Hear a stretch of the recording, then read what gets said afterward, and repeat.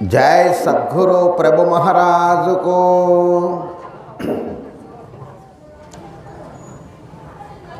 श्रीधर शिवराम दीक्षित प्रभु सद्गुरुभ्यो नमः।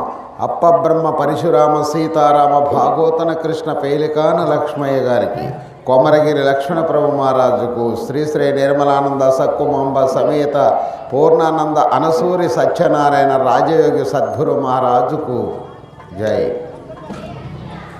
गुरु ब्रह्मा गुरु विष्णु गुरुदेवो महेश्वर गुरु साक्षात् परब्रह्म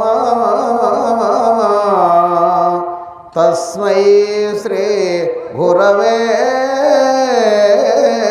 नमः।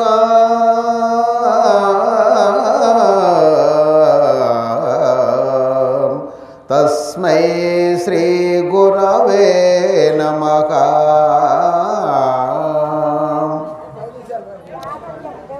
అయ్యా, ఈ కొత్తపాలెం వాస్తవ్యులలో మరి ఈ యొక్క గుమ్మడి ఎల్లయ్య గారు ఎక్కడెక్కడో జిల్లాల నుంచి ఎంత దూరం నుంచో మహానీయులను పిలిపించి ఈ పరమార్థం బోధించటం కోసం 4 నెలల మంచి కష్టపడి ఈ యొక్క పరమార్థాన్ని మనందరికి అందిస్తుండ కాబట్టి ప్రతి ఒక్క ఊరు నుంచి వచ్చిన వారు ఈ ఊరు వాస్తవ్యులు అందరూ కూడా శ్రద్ధ పెట్టి ఇంత గొప్ప కార్యక్రమం నడిపించినందుకు ఈ ఊరికి ఒక గురువందనం చేయాలనే ఆలోచన వచ్చింది నాయన మాకు. యం బ్రహ్మవేదనతనిత్తి పరం ప్రద పురుషోత్తమా యం బ్రహ్మవేదనితి నటి పురుషోత్తమా.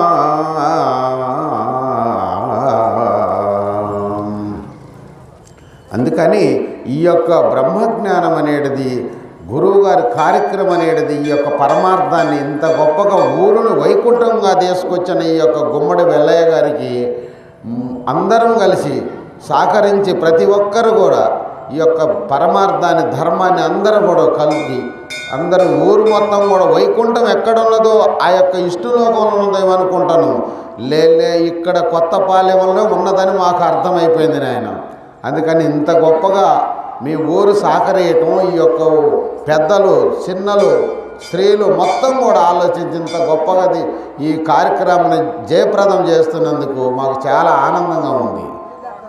మరి ఇట్లాంటి కార్యక్రమాలు దేశం అంతటా చేస్తే భక్తి ప్రవర్తనలు పెరుగుతాయి. అట్లాగనే ఈ యొక్క పరమార్థంలో ఉన్నదాన్ని మొత్తం తెలుసుకొని చూసుకోవాల్సిందే. అందుకని మరి ఈ యొక్క పరమార్థంలో గురువుగారు ఇలా చేస్తున్నాడు ఇంత గొప్ప కార్యక్రమాలు అనేటిది మనం తెలుసుకోవాల్సిన భావం ఉంది. తెలుసుకొని అందరూ ఆదరించి రావాలి. మరి ఇక్కడ ఈ యొక్క గురువు గారిని ఎందుకు ప్రార్థించాల్సి వచ్చిందంటే శ్రీ గురుదేవుని మదిలో మరొక జపింపుచుంటే మార్గము కొరకై భారము మీదయ్యున్నది నేరములెంచ కామమ్మో మీలో చేర్చుమోరా ధరణిలో మీ కన్నా దాతాలెవ్వరురా పరమ పవనుడావు పరమార్థధారివి పరమ పవనుడావు పరమార్థధారివి శరణన్న వారిని కరుణించే ప్రభువానే మరి మరి శృతియుంపుచుంటెని మరల జన్మము బాపు కొరకై వరప్రసాదివి నీవేయనినా తనువు తేరా ధ్యానించేదా నీలో చేర్చుమోరా ధరణిలో మీ కన్నా దాతాలెవ్వరురా. మరి ఈ పరమార్థాన్ని ధరణిలో దాత ఎవరై అంటే ఈ గురుధర్మమే ఉన్నది. ఎందుకంటే మనం ఎంత లెక్క తిరిగినా గురుధర్మంలో ఉండాలి. మరి ఆ గురుధర్మాన్ని ఎలా ఉండాలా ఎంత గొప్పగా చేస్తున్నారంటే తెలుసుకోవాలి. గురువుగారు అయ్యగారి దగ్గరికి వచ్చి తెలుసుకొని ఈ పరమార్థాన్ని నిలబెట్టుకుంటున్నారు. అట్లాగనే ఇప్పుడు ఈ యొక్క పరమార్థాన్ని చూసుకుంటూ చేస్తున్నారు. మరి శ్రీ జానకి రామ సేవకా సూత్రమం రఘుకులాంభుతి సోమ యాగవే రామ పతిత పావన నామ భవ్య పరందామ కరుణాలలామ సంగ్రామ భీమా వారి వాసవ్విలామ వర తులసిదామ అమిత త్రివిక్రమ లోకాభిరామ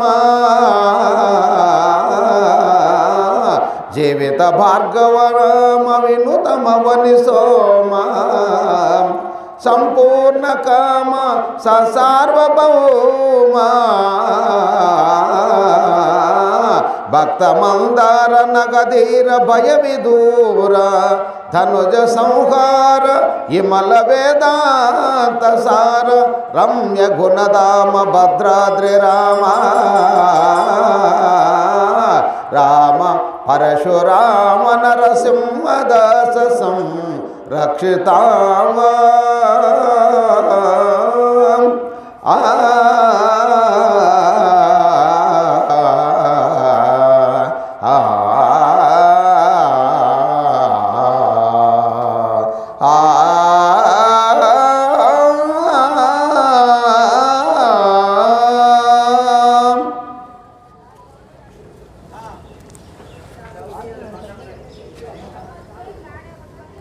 సరే అయ్యా, ఈ యొక్క పరమార్థం తెలుసుకోవటానికి ఈ నరసింహదాస్ గారి యొక్క రాముడి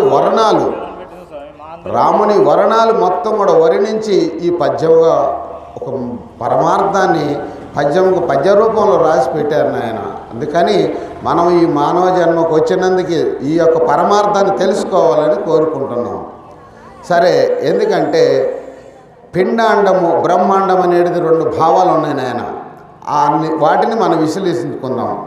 పిండ బ్రహ్మాండంబులు రెంటిలోన రెండు హాములు ఈ ఖండములు నాలుగు కూడి అఖండంబగు ఎరుక రూపో గణరామా తండ్రి ఇది తెలిపిన గనుడే తల్లిదండ్రి ఖండములోగా కనిపించే ఎరుకానే ఖండములోగా కనిపించే ఎరుకానే దండిద అని ఏటి ఉద్దండుల కలనైన గణరామా తండ్రి ఇది తెలిపిన గనుడే తల్లిదండ్రి.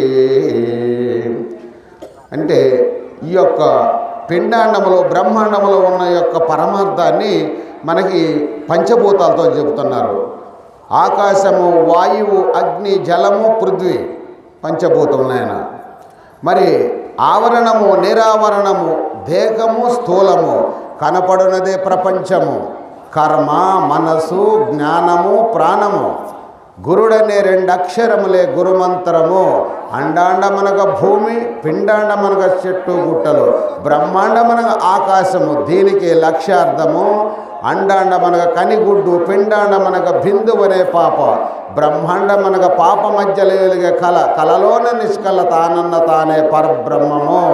అండాండమనగా కర్మేంద్రియములు, పిండాండమనగా విషయేంద్రియములు, బ్రహ్మాండమనగా జ్ఞానేంద్రియములు.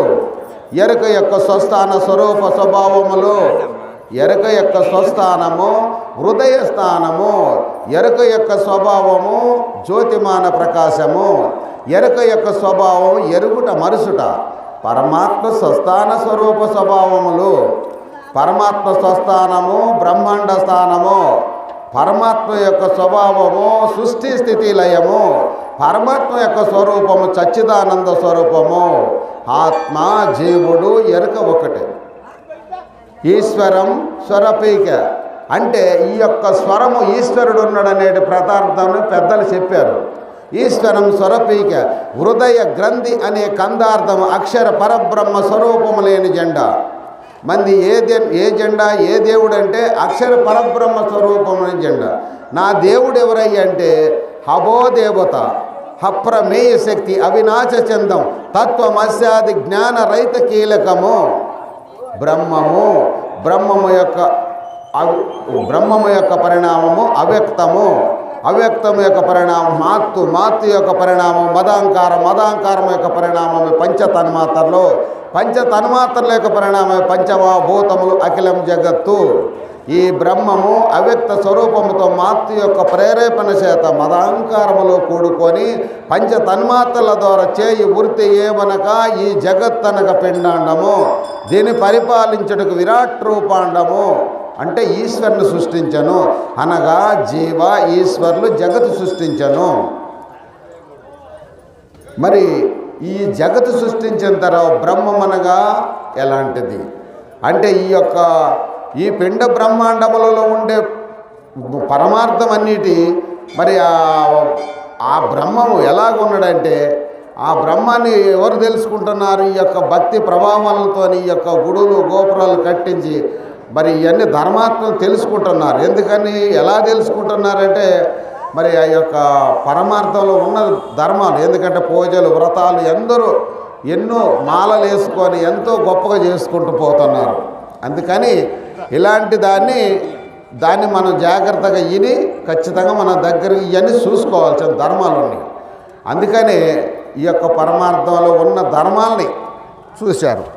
అందుకని మనం కూడా ఈ యొక్క దూరం నుంచి ఎంతో దగ్గర నుంచి ప్రయాసపడి వచ్చేస్తున్నారు ఈ యొక్క పెద్దలందరూ. వారందరికీ కూడా ఈ యొక్క పరమార్థాన్ని అందించి అందరికీ ఒక గొప్పగా మంచిగా నడిపిస్తున్నాడు ఈ యొక్క ఎల్లయ్య గారు. మరి అందుకని ఈ పిండ బ్రహ్మాండాల గురించి ఎందుకు చెప్పుకోవాల్సి వచ్చిందయ్యా అంటే మరి ఈ యొక్క పిండాండం అనగా మానవ శరీరం, బ్రహ్మాండం అనగా ఈశ్వర శరీరము, మరి సప్తలోకములతో కూడుకున్న ఈశ్వరమని అర్థము. పిండాండం అనగా జండము, అందులో చైతన్య స్వరూపమైన జీవుడు ఉండుట చేత పిండాండం చైతన్యవంతమవుతుంది. ఈ చైతన్యముని పిండాండముల హాము శివోకము. మరి అట్లాగే బ్రహ్మాండము కూడా జడమే. బ్రహ్మాండములో ఈశ్వరుడు ఉండుట చేత బ్రహ్మాండము చైతన్యవంతమవుతుంది. ఈ చైతన్యమునకు బ్రహ్మాండమున హాము శివోకము. 1 జీవ శరీరము, 2 జీవోకము, 3 ఈశ్వర శరీరము, 4 శివోకము. ఈ 4 కూడిన ఎరుక స్వరూపమే అఖండ ఎరుక ఓము పరమాత్మ పరబ్రహ్మమని అన్నారు. అట్టి పరబ్రహ్మమును అపరోక్ష జ్ఞానము కలుగు వారికి సద్గురు చెంత ఉండి చక్కగా తెలియవలని పెద్దలు ఆజ్ఞాపించి ఉన్నారు. దీనికే ఈశ్వరోప సందర్శనని కూడా చెప్పవచ్చునని ప్రభువులు తెలియజేసినారు. మరి శ్రీకృష్ణ పరమాత్మ మరి అర్జునుడు గీత బోధించి ఈశ్వరూపం గురించి చెప్పి ఉన్నారు. ఈశ్వరూపం అనగా అఖండ ఎరుక ఓమో పరమాత్మ పరబ్రహ్మమని అన్నారు. అట్టి పరబ్రహ్మమును 4 భాగములుగా విచారించదము. జీవుని యొక్క శరీరములు 4: స్థూల సూక్ష్మ కారణ మహాకారణ శరీరములు.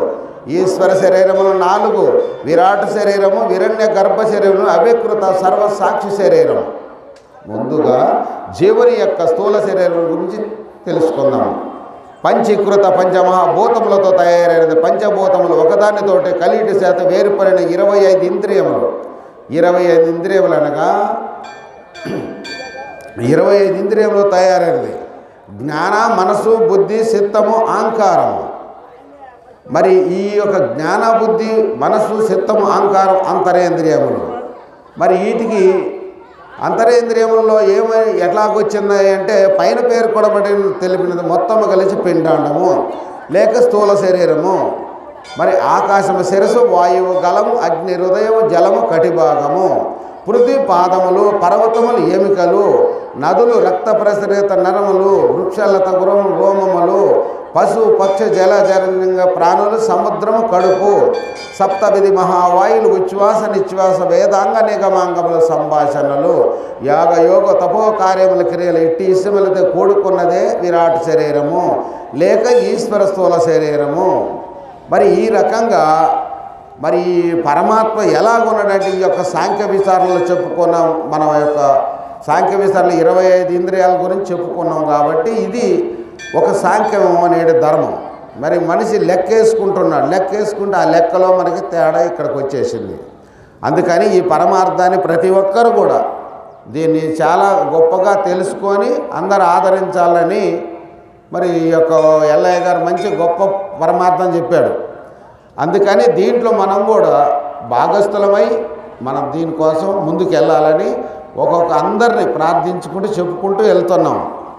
సరే నాయన, ఇప్పుడు ఎందుకంటే ఈ యొక్క పరమార్థంలో ఉన్న దాంట్లో మనం ఎవరిని చూసినా కానీ నర ప్రమాణాలు ఇప్పుడు లెక్క చెప్పాము. నరుడు 96 నంగనములు 8 జానల పొడుగు. నరుడు 96 అంగుళములు 8 జానల పొడుగు 4 జానలెల్లుపు ఇట్లు 33 కోట్ల రూమంగులు. వెలయు 72,000 ఎముకలు 66 92 కీళ్ళు 33 మూల పేగు చేరు గుండె నద్ద సేరు రుధిరం మనకు 4 సేర్లు మాంసముండు.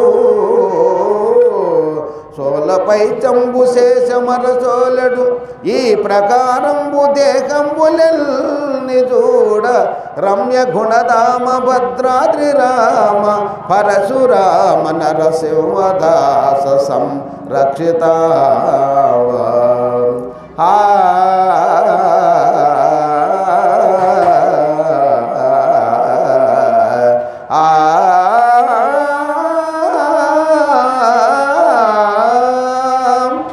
జై సద్గురు ప్రభు మహారాజుకు. సారంభులేని సంసారంభులో జిక్కి వీసిన త్రయ దోషములెరుగలేక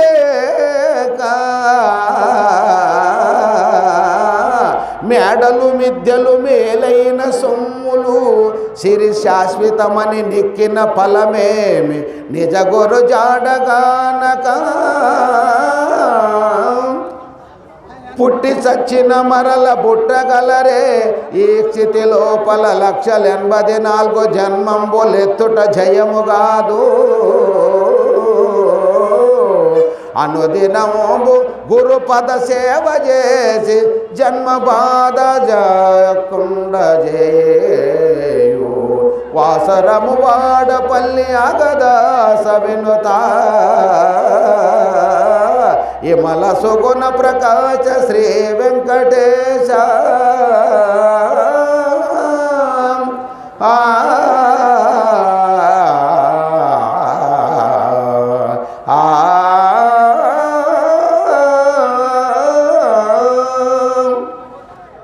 నాయన, ఈ యొక్క సారంబు లేని సంసారములో జిక్కి మానవులు మొత్తం ఎలా ఉంటుందంటే వీసన త్రయ దోషాలతోని.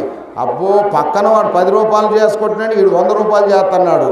వాడు ఒక బిల్డింగ్ కట్టినట్టు 4 బిల్డింగులు కడుతున్నాడు.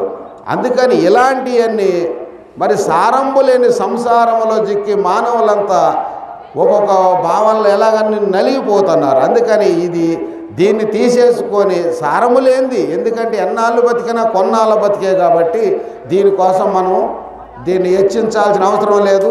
గురుపద సేవ చేసి అనుదినము గురుపద సేవ చేసి జన్మ బాధ రాకుండా మానుకోవాలి నాయన. అందుకని ఇలాంటి ధర్మాలు చెప్పి పెద్దలు వచ్చినారు. అందుకని ఆ పెద్దలు చెబుతున్నారు, మీరు శ్రద్ధగా విని దీన్ని ఆచరించాలని కోరుకుంటున్నాము. శిశువు తన మందు సేమలు గర్వంగా మలమూత్రములలో వెలుగుచుండు. నాటు మీద బలుడై నాటపాటల చేత తల్లిదండ్రి శిక్షణ తప్పకుండు. ప్రాయమందున వెర్రి భ్రమజంది భార్యతో సంతోషమునరతి సల్పుసుండు. ముసలితనమందు ముడతలు పడి దేహమును చెంది మంచమున మోల్గుచుండు. మిత్రులు పుత్రులు కలత్రులు సావఫలమేమి నిజ గురు జాడగానని జనులు.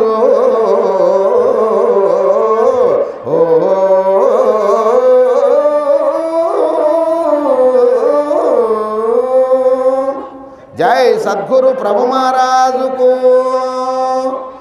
ఈ యొక్క అధ్యక్షుల వారికి, ఈ యొక్క అవకాశం ఇచ్చిన పెద్దలందరికీ నా ద్వాదశి వందనాలు. జై సద్గురు ప్రభు మహారాజుకు.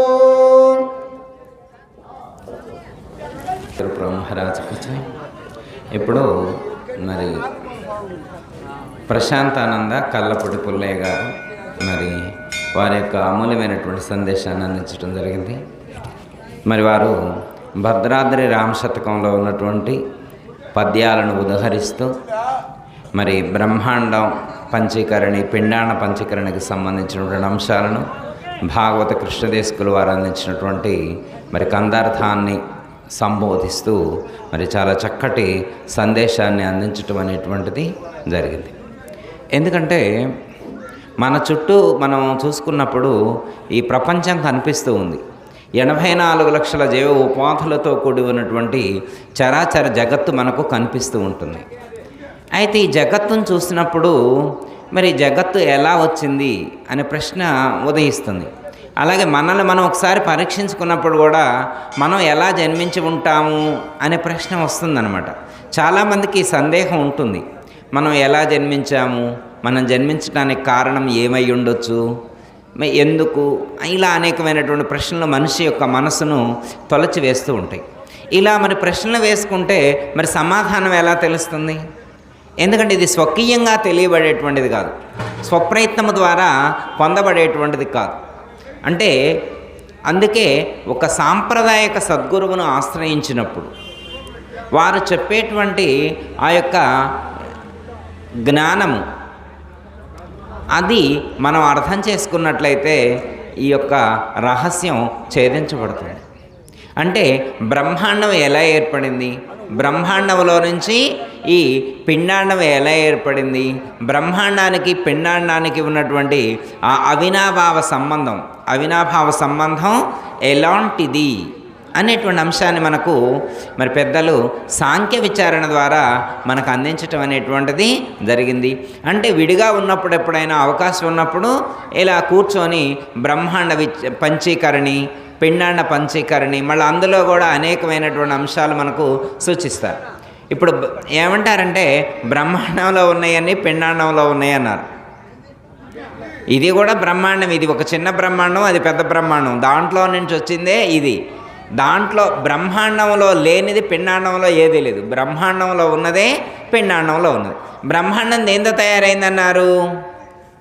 బ్రహ్మము నుండి అవ్యక్తము, అవ్యక్తము నుండి మహత్తు, మహత్తు నుండి మహదాంకారం, మహదాంకారం నుండి పంచతన్మాత్రకులు, పంచతన్మాత్రకుల నుండి పంచమహాభూతాలు, పంచమహాభూతాల నుండి చరాచర జగత్తు విశ్వం ఏర్పడింది.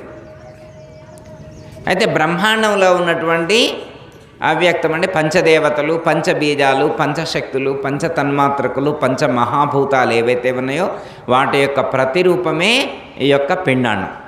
ఇందులో అన్నీ ఉన్నాయి, బ్రహ్మాండంలో ఉన్నాయన్నీ ఇందులో ఉన్నాయి. బ్రహ్మాండంలో పంచభూతాలు ఉంటే ఇక్కడ 25 స్థూల శరీర భాగాలుగా ఉంది. బ్రహ్మాండంలో పంచ తన్మాత్రకులు ఉంటే ఇక్కడ 25 ఇంద్రియాలుగా ఉంది. బ్రహ్మాండంలో పంచశక్తులుంటే ఇక్కడ జీవుడుగా ఉంది. బ్రహ్మాండంలో పంచ బీజాలుగా ఉంటే ఇక్కడ ప్రాణంగా ఉంది. బ్రహ్మాండంలో పంచదేవతలుగా ఉంటే ఇక్కడ ప్రత్యేగాత్మగా ఉంది.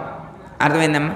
అంటే స్థూల శరీరము, 25 ఇంద్రియాలు, అంటే స్థూల శరీర భాగాలు 25, ఇంద్రియాలు 25, జీవుడు, ప్రాణము, ప్రత్యేగాత్మ, వీటి యొక్క చేరిక చేత ఈ శరీరము, ఇందులో ఉన్నటువంటి జీవుడు నేను నేను అనేటువంటి వాడు పలుకుతూ ఉన్నాడు. విచారణ చేసినప్పుడు ఈ సత్యం బోధపడుతుంది. ఎలా అంటే మనం గత జన్మలో కొన్ని కర్మలు చేసి ఉన్నాం, గతంలో కొన్ని కర్మలు చేసి ఉన్నాం. ఆ కర్మఫలాలను అనుభవించడం కోసమే ఈ శరీరం అనేటువంటిది ఏర్పడింది. శరీరం అంటే కర్మ శరీరం. ఈ శరీరం ఎలాంటిది? కర్మ అనుభవించడం కోసం మాత్రమే ఇవ్వబడింది. ఎందుకు వచ్చింది? కర్మ అనుభవించడం కోసం వచ్చింది. ఈ శరీరం ఎప్పుడు పోతుంది అంటే శరీరాన్ని విడిచిపెట్టి ఎప్పుడు వెళ్తాము అంటే ఈ శరీరం ద్వారా అనుభవించవలసినటువంటి కర్మ ఎప్పుడు పూర్తయిపోతుందో అప్పుడు ఈ శరీరాన్ని విడిచిపెడతారు. మనకు పెద్దలు ఒక మాట చెప్తారు, జీవుడే ఆధారమోచే దేకమదోన ఉండే జీవుడెందుకు ఈ దేహము విడిచిపోవుట గురుడానే పేరు ముందు గురుతో వాకించినందుకు గురుతో చూపవలెను గుణవంతులను చేని అని చెప్పారు. అంటే ఏంటంటే జీవుడు ఏ ఆధారం చేత ఈ శరీరంలో ఉన్నాడు, జీవుడు ఎందుకు ఈ శరీరాన్ని విడిచిపెడుతున్నాడు, ఈ ప్రశ్న వేశారు. అంటే బుర్హానుద్దీన్ గారు తండ్రి గారు ఈ ప్రశ్న వేస్తారు. వారు అబ్బాస్ ఆర్యుల వారు. జీవుడు ఎందుకు ఈ శరీరంలో ఉన్నాడు, ఎందుకున్నాం మనం ఈ శరీరంలో ఎందుకున్నామంటే ఎవరు ప్రశ్నిస్తారు?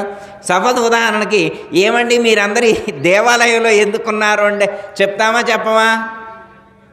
దేవాలయంలో ఎందుకున్నామంటే ఏం చెప్తాం?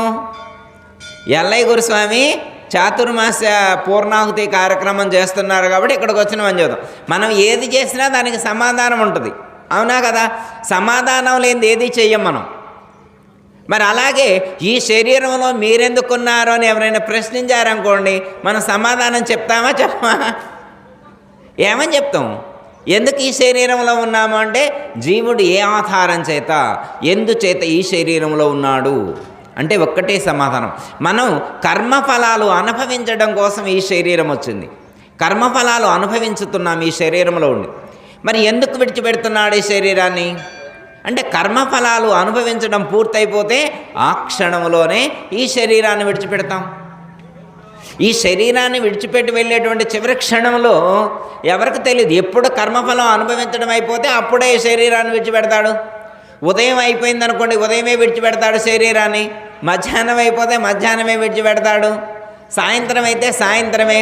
మీరు పొలంలో ఉన్నప్పుడే అయిపోతే పొలంలో ఉన్నప్పుడే, వీధిలో ఉన్నప్పుడు అయిపోతే వీధిలోనే, దుకాణంలో ఉన్నప్పుడైతే దుకాణంలోనే, హాస్పిటల్లో ఉన్నప్పుడైతే హాస్పిటల్లోనే, ఫంక్షన్కి వెళ్తే అక్కడి నుంచి అయినా కానీ, లేదా రాత్రి పడుకున్నప్పుడైనా కానీ, ఏ క్షణంలోనైతే ఈ శరీరంతో అనుభవించవలసినటువంటి కర్మ ఫలితం పూర్తయిపోతుందో అప్పుడే ఆ క్షణంలోనే జీవుడు ఈ శరీరాన్ని విడిచిపెట్టి వెళ్తాడు. ఇక దానికి మన పెద్దలు అనేక విధాలుగా మనకు సూచన చేస్తారు. నూకలు చెల్లిని అంటారు. ఎందుకు వెళ్ళాడు ఆయన అంటే నూకలు చెల్లి అంటే ఈ శరీరంలో ఉండి ఇక తినవలసినటువంటి పదార్థాలు ఏమి లేవు. ఈ శరీరంలో నుండి ఇంకా తినవలసినటువంటి పదార్థాలు ఏమీ లేవు అని చెప్తారు. ఇక పీల్చవలసినటువంటి గాలి మిగిలేదు. దానికి ఏమంటారు? గాలి రుణం తీరిందంటారు, నేల రుణం తీరిందంటారు, నేల రుణం తీరిందంటారు. అంటే ఇవన్నీ అనుభవించేటువంటివి అయిపోయినాయి, ఇవన్నీ అనుభవించడం పూర్తయిపోయింది. అంటే ఎప్పుడైతే ఈ శరీరం ద్వారా సాధకుడు లేకపోతే ఈ లోకంలో జన్మించినటువంటి మానవులు లేకపోతే ప్రాణులు అనుభవించవలసినటువంటి కర్మఫలాలు పూర్తయిపోతాయో అప్పుడే ఆ క్షణంలోనే ఈ శరీరాన్ని విడిచిపెట్టడం అనేటువంటిది జరుగుతుంది. మరి అయిపోయింది, పుట్టినం పెరిగినం శరీరాన్ని విడిచి, మరి ఏంటి లాభం? ఇప్పుడు అడవిలో ఒక చెట్టు పుట్టిందంట, పెరిగిందంట, నశించిందంట, ఏంటి లాభం? పుట్టడం వల్ల, పెరగటం వల్ల, నశించడం వల్ల ఏంటి లాభం ఏంటి అంటే ఏ సాధకుడైతే ఎవరైతే ఎందుకు పుట్టాను, పుట్టకముందు ఎక్కడున్నాను, పుట్టిన తర్వాత ఈ జన్మను ఎలా సార్థకం చేసుకోవాలి, ఏం చేస్తే ఈ జన్మకు ఒక అర్థం చేకూరుతుంది, ఒక పరమార్థం చేకూరుతుంది, నా మరణం యొక్క లక్ష్యం ఏమిటి, మరణించినప్పుడు ఏం జరుగుతుంది, మరణించేలోగా నేనేం చేయాలి, ఇలా తనను తాను ప్రశ్నించుకొని తాను విచారణ చేసుకున్నప్పుడు ఆ యొక్క లక్ష్యాన్ని చేరటానికి, ఒక పరమార్థాన్ని గుర్తించడానికి ఒక అవకాశం అనేటువంటిది ఉంటుంది. అందుకే ఇప్పుడు ఆ గురువుగారు మనకు ఒక చక్కగా ఒక సాంఖ్య విచారణ ద్వారా పిండాండ పంచీకరణి, బ్రహ్మాండ పంచీకరణి అనేటువంటి దాన్ని సూచించారు. ఎప్పుడైతే మనం ఆ యొక్క విచారణ చేస్తామో, ఎప్పుడైతే మనం ఆ విచారణ చేస్తామో అప్పుడు మనం వైరాగ్యాన్ని పొందేటువంటి అవకాశం ఉంటుంది. జ్ఞానాన్ని సముపార్జించుకొని వైరాగ్యాన్ని పొందినప్పుడు ఖచ్చితంగా సాధకుడికి మోక్షము అనేటువంటిది సిద్ధిస్తుంది. అందులో ఏమాత్రం కూడా సందేహం లేదు. మరి ఇప్పుడు ఈ సందర్భంగా మరి పుల్లయ్య గురుస్వామి వారు చాలా చక్కగా మనకు అందించారు. చాలా సంతోషం. జయతల సద్గురు ప్రో మహారాజ్ అందరికీ జయ గురు. మరిన్ని ఆధ్యాత్మిక రహస్యాల కోసం అచల బోధ, ఆత్మబోధ, భగవద్గీత, అలాగే పండుగల్లో దాగిన అర్థాలు, అంతరార్థాల కోసం మరియు యోగము, ధ్యానము మొదలైన అనేక ఆధ్యాత్మిక తెలుగు ప్రవచనాల కోసం క్రింద ఉన్నటువంటి రెడ్ కలర్ సబ్స్క్రైబ్ బటన్ను క్లిక్ చేయండి. అలాగే ప్రక్కనే ఉన్నటువంటి గంట సింబల్ను నొక్కండి. అలాగే ఈ వీడియో మీకు నచ్చినట్లయితే లైక్ చేయండి మరియు షేర్ చేయండి. జై గురు.